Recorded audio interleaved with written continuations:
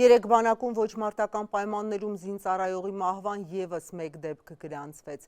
Կայծակնահարության հետևանքով մահացած ժամկետային զինծառայող Նարեկ Մարգարյանը Տաշիր համայնքից էր, ծառայում էր Սյունիքի մարզում և 20 օրից պետք է զորացրվեր։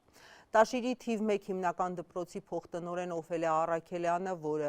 Նարեկի դասղեկն է եղել, Ազատությանը պատմել է, որ զինծառայողը մեծացել է սոցիալական խնդիրներ ունեցող ընտանիքում, մայրը միայնակ է մեծացրել 2 որդիներին, զինծառայողի հոգեհանգիստը վաղն է։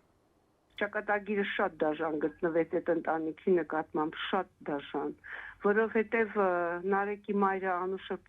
մենակ է մեծացել իր 2 երեխաներին, Արգամը էլի մեր դպրոցի աշակերտ է, կույս շատ վատ պայմաններով, շատ ծանր պայմաններում, անապահով պայմաններում է պահել իր 2 երեխաներին, կանգնացրել ոտքի։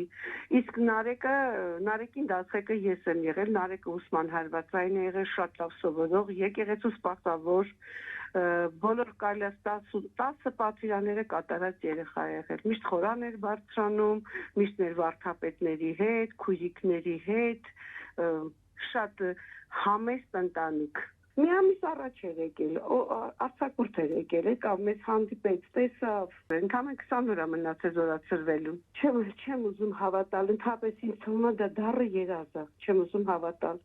Եվ հիմա ավելի շատ այս դեպքից հետո մտածում եմ իր մոր Անուշի մասին, ոնց է գոյատևելու այդ խեղճ կինը, ինչ է անելու, ոնց է ապրելու, իր միակ հույսը, իր միակ մեծուկը, հիմա ուր է, ինչ եղավ։